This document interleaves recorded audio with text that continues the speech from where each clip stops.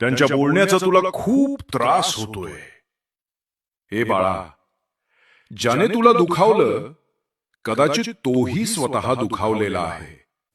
माहित आहे मला, तुला लोकांनी काही बोललं तर काहीच फरक पडत नाही. पण ती व्यक्ती तुझी आहे आणि ती असे कसे करू शकते? लक्षपूर्वक ऐक. त्याच्या शब्दांमागे त्याचंही दुःख लपलेलं आहे. तू जर त्याला समजून घेतलंस तर तुला समजेल. पण ऐक, प्रेम म्हणजे व्यवहार नाही. मी दिलं म्हणून तू पण दे असं नाही चालत. बाळा, प्रेम म्हणजे नदी. ती वाहते, देत राहते. पण जर तिला रोखलं, अडवलं तर ती पूर बनते.